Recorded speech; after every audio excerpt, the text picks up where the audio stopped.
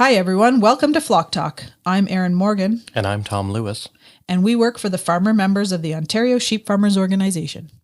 This week, the topic is education, and we will be interviewing OSF producer Ted Skinner from OSF District 7 near Bowmanville in Durham County. Ted and his wife are also recipients of the 2023 Outstanding Shepard Award. Thank you for joining us, Ted. Ted, it's a pleasure having you on the podcast. Good morning. It's a pleasure having you on the podcast. You're no stranger to the world of sheep, as you and your wife have produced sheep for several years. You've also represented Ontario on the Canadian Sheep Breeders Association. And if I'm correct, you're the third generation of your family to represent Ontario at the CSBA. That's a lot. That's amazing. Tell us a little about your farm. How many years have you been in production and what got you started? Okay, excellent. I'm actually the fifth generation on this farm. And my great-grandfather, there's always been a history of purebred sheep sales on this farm. So it's not something that was new to me by any means. My great-grandfather, just as a side note, showed Shropshire sheep, which you don't see very much of anymore, at the first Royal Agricultural Winter Fair, which celebrated its 100th anniversary last year.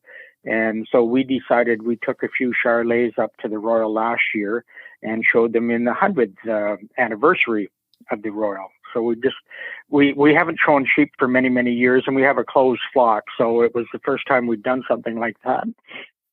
But we thought just because of the 100th anniversary, it was something we should do. As I mentioned, there's been a history of selling purebred breeding stock on the farm ever since it was basically started. My great-grandfather had Shropshires. Then as time progressed, we had Oxfords. My father had North Country Cheviots, showed them across Canada. And then eventually we got into the Rideau and Charollais breeds. At one time, my father was fairly active in the hog industry, and he actually showed Berkshires, sold breeding stock, Berkshires, Durocs, and Yorkshire swine. So it goes back quite a ways. I purchased my first purebred sheep in 1988, and they came down from British Columbia from a well-known breeder out there, and we started a small North Country Cheviot flock. Cedar Creek Charollais started in 1994-95 when we had the opportunity to become involved with the Charollais breed. That's a bit of a history of our background. Well, very interesting, and thank you for sharing that with us. I mentioned as well earlier that you and your wife were recipients of the Outstanding Shepard Award, and I know one of the questions that we get asked often about those recipients is, what do you attribute to your success? I guess number one might be longevity. When I looked at some of the names on the award, on the big plaque, it is kind of humbling in a way to see some of the other people that were on there and were very progressive in the industry. For us, selling breeding stock, it's a very competitive business. So it's not quite as laid back as maybe the general commercial process of just producing market lambs. Mind you, everybody wants to do the best job that they possibly can, but if you're going to sell breeding stock, you better be competitive. And for us, we eventually basically got into selling terminal sires, and the opportunity came along that we could get into the Charollais business, and I'd never actually seen a Charollais sheep. And this was in 94, I guess it was, and I was approached by the Omaha sheep specialist at the time, and advised that the University of Guelph had been doing some embryo research with sheep, and they were basically studying just how embryos how the transfer of embryos from the British Isles to Canada, and the survivability of the embryos, and what was involved with it and everything. And I'm not sure why they picked the Charollais breed to bring embryos in, but that's what happened. And they were fairly impressed with the live Charollais from the embryos, but the university didn't want to be involved in the breeding business. So for some reason, I was contacted.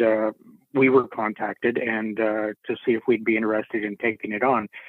At that point in time, terminal sires were sort of unheard of in the sheep industry.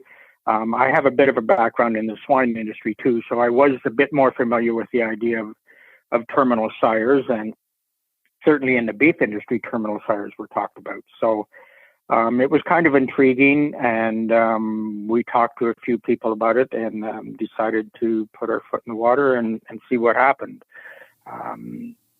Because we were bringing, there were no Charollais in the country at that time, so because we were bringing the frozen embryos in, we had to find recipient ewes to put. We already had a flock, but we knew the embryo Charollais that were coming in were going to have a very high health status, so we decided to set up a separate facility to start with until we got rid of our older flock, and try and maintain that high health status. So we enrolled on the Medivizna program. We were already on the Genovis program, or what was previously known as SFIP in Ontario. So we had a handle on the testing side of it. And so I guess we were probably the leaders for the Charollais breed in Ontario, and one of the leaders for the Charollais breed in all of Canada. There were people in Alberta and British Columbia that had also imported embryos about the same time. So I guess maybe we were involved with the OLIBS program that was happening about then too. Although the terminal sire part of that program really never got going because OLIBS sort of went by the wayside, I guess you'd say. Anyway, I think maybe that's why we got the award, was the introduction of the Charollais breed in the province. Well, definitely. So can you tell us a little bit more about that? How did that play out? You brought the embryos over to Ontario, and what did the Charollais breed bring to the Ontario sheep flock? The bringing in the frozen embryos was a totally new ballgame for us, something that we had to learn about. The survivability when you thaw frozen embryos out is about 50%. So you've got to buy two frozen embryos to get one live lamb. So it's a little harsh on that end of it. So the initial group that we brought in was 20 frozen embryos, and we got 10 lambs out of that. Unfortunately, we got 6 rams and only 4 females. So we were hoping for a lot more females, but that's just the way it goes. And then we brought in another group of embryos a year later. And from those embryos, then that was a different bloodline, and we crossed them. And then with bringing in more semen, from then on, we were able to keep the bloodlines going. But you basically had to go back to England about every 3 years and pick up more semen, or more often than that, even if possible. And we did share a lot of the importation of semen with a breeder in Alberta and Half Diamond Farms, and who was a veterinarian and did AI and embryo transfer work. So we worked very closely with them too when we were importing semen. The breed itself, the Charollais, is, as I said, a terminal sire breed, quite well muscled and noted for their rapid growth rate, which is, in my mind, a fairly important trait to have. A lot of our commercial sheep operations in the province are in confinement, and they want to keep the numbers moving fairly quickly because they've got more lambs coming along behind them. So a fairly rapid growth rate is quite important to them to get the lambs out the door and get them to market. So it's one of the Charollais is one of several terminal sire breeds. There's the Ile de France, there's the Suffolk, there's the Texel, there's the Hampshire, and I probably missed somebody, but our biggest probably competition is the Ile de France right now. The Suffolk has always been a constant, I guess, in the industry too. So we've been very impressed with the breed. The people in England that run the Charollais Association over there are very tuned into performance animals and genetics and improving the breeds. So it's very helpful when we go to select sires to bring semen in from. So my understanding is during the early 2000s, the Rideau Arcott breed was added to your expanding flock. Can you tell us a little bit about why you chose that breed? It was almost not quite by accident. It was a breed that my wife sort of got interested in. We were also, at that point, we were purchasing a ram from a flock in, no, I need to go back a bit farther than that. Because of the OLIBS program, and we had the Charollais, we also were thinking about making F1 females. And so we went out and we purchased 12 Rideau ewe lambs from a fairly well-known Rideau breeder, Swinger, who is not with us anymore, but was one of the top Rideau breeders in the country. And actually, he was a previous secretary manager for Ozma at that time. So we purchased those 12 ewe lambs from Francis, and we actually bred them to a Dorset ram to sell F1 females. And I guess we realized fairly quickly that we didn't ask him for the best that he had in the flock, but I think he probably sent us some pretty good ones. That they were real good mothers, real good ewes. And so we had a Charollais ram coming down from a flock in Alberta from Ian Clark Medicine Ridge Farm, who was one of the top Charollais breeders in the country, but he was also one of the top Rideau breeders in the country. And we asked him if he would throw in a Rideau ram when he was sending the Charollais ram to us. He had a high house status too, so that was important for us when we were purchasing any breeding stock if we weren't using semen. So we brought that ram down and we bred him to Francis's ewes, and lo and behold, we had some very nice looking animals conformation wise and excellent working on the Genovis program, excellent numbers. So that's how our flock got started. And then we, from there, when we needed a ram, we went into Quebec for several rams, and then we went down to Prince Edward Island to purchase a ram. So we've purchased Rideau rams from right across the country, and as you would probably be aware, it's an artificially created breed. So there are no new bloodlines out there. So you have to be fairly diligent in trying to find, when you're looking for a ram, to find something that's not related to what you already have. And even more so when you're wanting to sell breeding stock, I guess. So we actually, at one point, sent, now this was Charollais rams, but at the same time, we took some Rideau rams down for another Rideau breeder in Ontario by the name of someone you might recognize, Bill McCutcheon, to an AI station in La Pocatière, Quebec.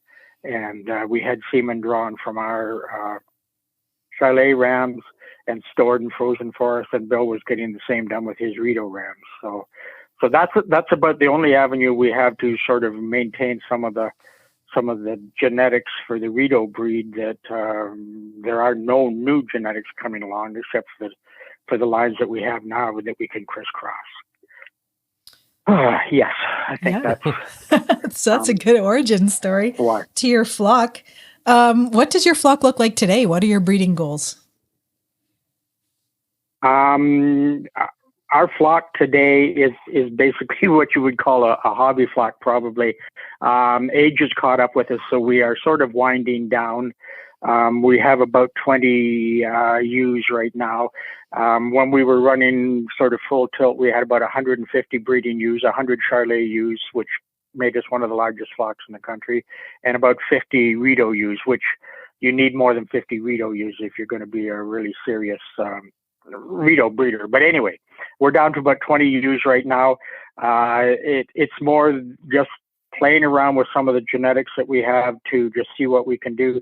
I thought we wouldn't have any sheep by now, but I'm having a hard time not having some to play with. I enjoy the genetic end of it, trying to make an improvement. And we're sitting on about 400 straws of semen at East Gen. So I'm going to try and use up some of that. Certainly won't be able to use it all up, but I'm going to play with some of the older genetics that we have and just see how they perform. We also have some newer semen that we brought in too that we can work with. So we're going to be a boutique operation, I guess you would say. But and I guess I didn't mention that before. 99% of our market is to commercial producers. There are very few purebred Charollais breeders in the country, let alone the province. So there's not much for market there. So I think that's what keeps us honest. We have to supply a ram to the market that the commercial guy wants and can use and is going to make money for him. So that's kept us on our toes, and that's what we're going to try and do for a few more years anyway, until I'm not able to do it, I guess. So let's pivot a bit and speak about record keeping and how you track progress, or how you've tracked progress within your flock over time. Any insight you can share with us? Okay. Yes, we're very strong believers in you can't manage what you don't measure. Mm-hmm. And that falls into the background of all purebred species of livestock. We were originally with our sheep, we were on the old federal ROP program with the sheep.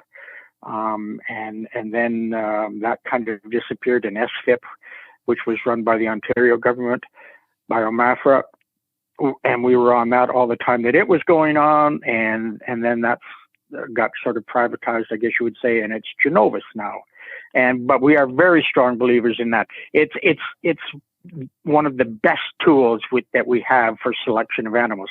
It's not the only tool by any means, but I think you have to have numbers, especially if you're selling terminal sires. And we're selling them claiming that they have great growth rate and muscling ability, and we have the ability to track their growth rates when we take a 50-day weight and a 100-day weight, and we can ultrasound scan them for a fat depth and a loin depth. So then we can give the buyer solid, hard information on the number side of it, and the confirmation is there in front of them. And a lot of the commercial producers in the province are coming into the industry and maybe aren't that familiar with the evaluation of livestock. So I think it helps them if we have the Genovis numbers there to make their selection on rams when they come to buy. And again, it's the same with the Rideau breed on the maternal side. 50-day weights are probably the most important number to be looking at, is how productive that ewe is and how she feeds those lambs up to weaning time. And so again, it's an important number for the commercial producer. The other thing that we have, we've tried to maintain a closed flock. We used to show some of our purebred sheep before we got the Charollais, but once the Charollais came in with a quote unquote higher health status, we tried to maintain that. So any animal that left the farm could not come back to the farm unless they went into an isolation and quarantine period, and then were retested. We've been on the Medivisna program for probably 20 years now. It's not a perfect program, but it's a way to try to identify some of the issues with the Medivisna health issue. And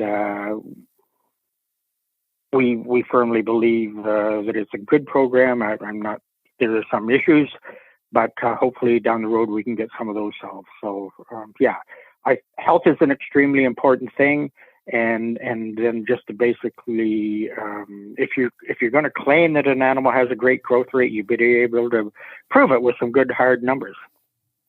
Yeah, and when it comes to those good hard numbers, so if you're a producer who doesn't typically make a big investment in their rams that they're purchasing, what would you tell them as to what the return on investment would be of making an investment in maybe a higher cost ram?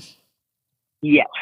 The price of rams has gone up since we started the business, and rightfully so. I'm sure there's commercial men out there that come in and don't quibble about the price that I ask for rams at all.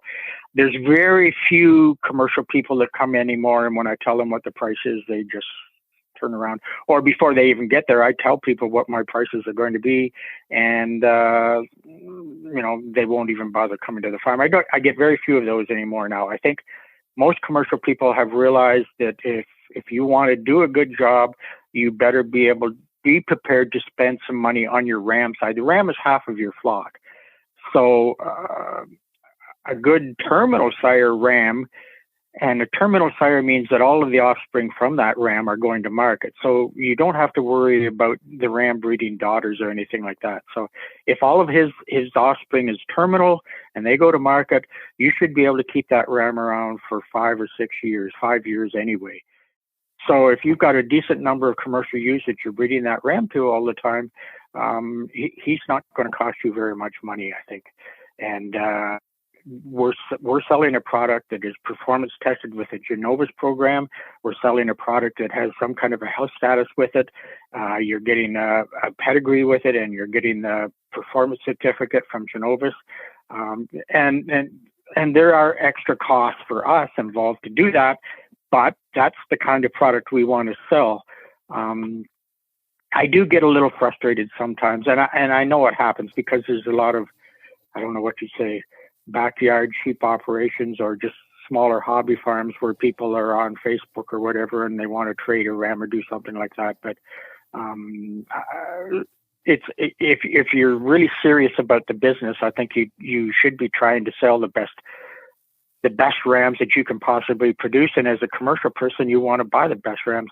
We were in Quebec just last week, down east of Quebec City, about 100 miles, talking to a Rideau breeder. And he was telling me, and he's one of the top Rideau breeders in Canada, not just Quebec. And he was telling me that a lot of his top scoring rams on Genovis, and what he considers are his top rams, are going to commercial people. And, some of the purebred people maybe aren't getting to them in time, or they're getting snapped up earlier by commercial people because they're looking for the best rams that they can, and they know they will pay.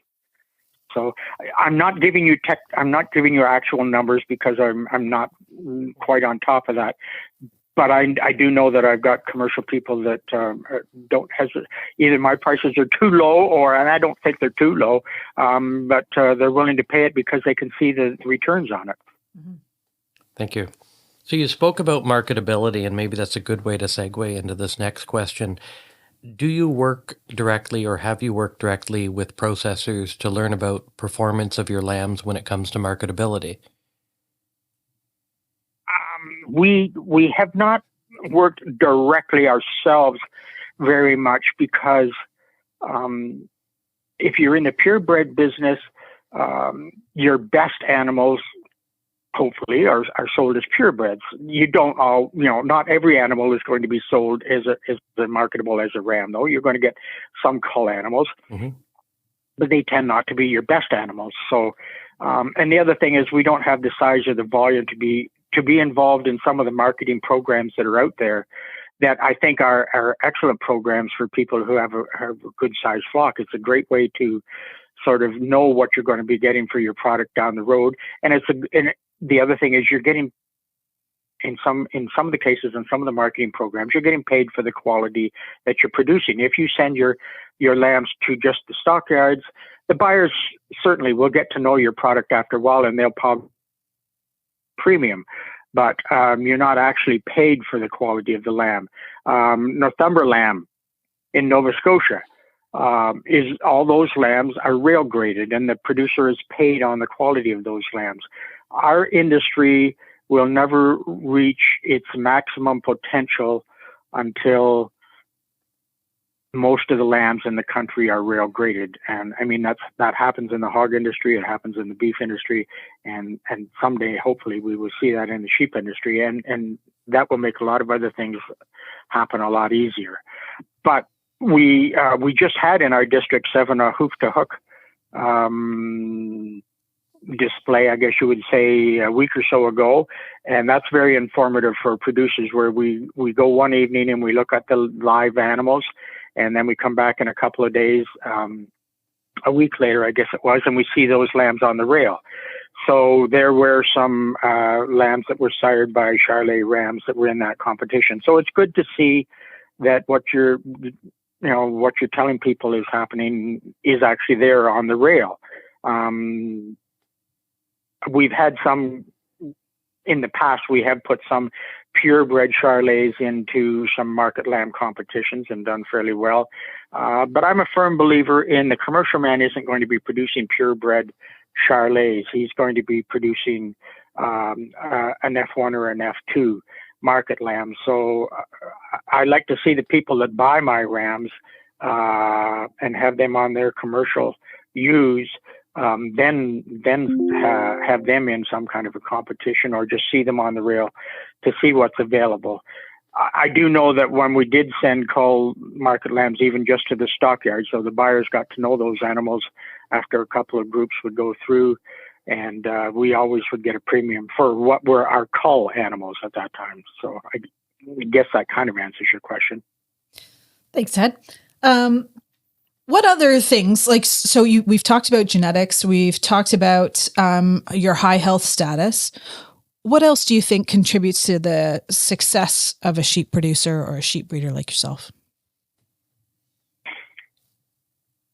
Well, I think any producer out there that wants to be successful, and we were lucky, we were able to, when we were growing up, I had the history of our own farm, although I think some of the things that we did, my father or my grandfather certainly would never have thought of anything like frozen embryos. But if you can find a mentor, and if you can find more than one mentor, that can give you some guidance. I think the other thing is you've got to, when you start off, you've got to know what it is you want to do. And lots of times we don't always know which way we want to go, and we may change midstream, but have some kind of a plan that you can focus on and that you're working towards. That is extremely helpful. Get on, when you're first starting, get on all of the programs that are available out there, like Genovis, like a Medivation program or whatever. These programs are easier to get onto and understand when you have a smaller flock and can get a handle on it. And then as your flock expands, it's much easier to carry on with it. And it is a great aid in expanding your flock than if you're on Genovis. You know which are the ewes that you want to keep for replacements. And getting on a Medivation program is much cheaper when you have a small number of animals. And then it means then you have to be careful where you buy your replacements from, or if you make them yourselves, that's not an issue, but where you buy your rams from, it also has to be someone that's on the Medivation program, or you can isolate them and quarantine them and go that route too. So get on those programs that are available as early as possible. For a commercial man, when they're first starting out, your ewe flock is the most important thing that you want to work with, I think. Get your maternal flock doing what you want it to do first. So if you're going to spend money on rams, then you spend money on maternal rams. And Paul Loomis gave a talk 5 or 6 years ago at Mount Forest Sheep Day, I believe it was, talking about F1 females in commercial flocks. And it was an excellent talk, and I'd like to see it reproduced again at some point. saying that a lot of commercial people were missing the boat because they weren't utilizing F1 females. And he gave all of the advantages to doing that. And I thought it was an excellent talk. And that's where, if you're starting your commercial flock, I think you want to focus on. Get your commercial ewes where you want them to be, and then you can start to look at bringing in terminal sires and hopefully be able to produce then pretty much the ideal market lamb for the market that you're trying to fill. And we do have different markets in this province, so we're very fortunate that way, that you can produce new crop lambs, light lambs, heavy lambs, lambs for the Muslim market, lambs, heavier lambs. So we've got different options, and that's one of the great pluses of the industry in this province. But the other thing is, I think when you're getting started, there are computer management programs out there now that are available and that tie in very nicely with Genovis. And when you've got a flock of maybe 50 ewes or maybe even up to 100, you can do that with Excel or some kind of a book. But once your numbers start to get over that, it's pretty easy to lose track of some of the animals in your flock. So you pretty much need a management program to be able to identify those ones that are coasting in your flock. It's fairly easy to identify your best ewes, but if you can cull out that bottom 10% every year, your flock is going to make some amazing improvements fairly quickly.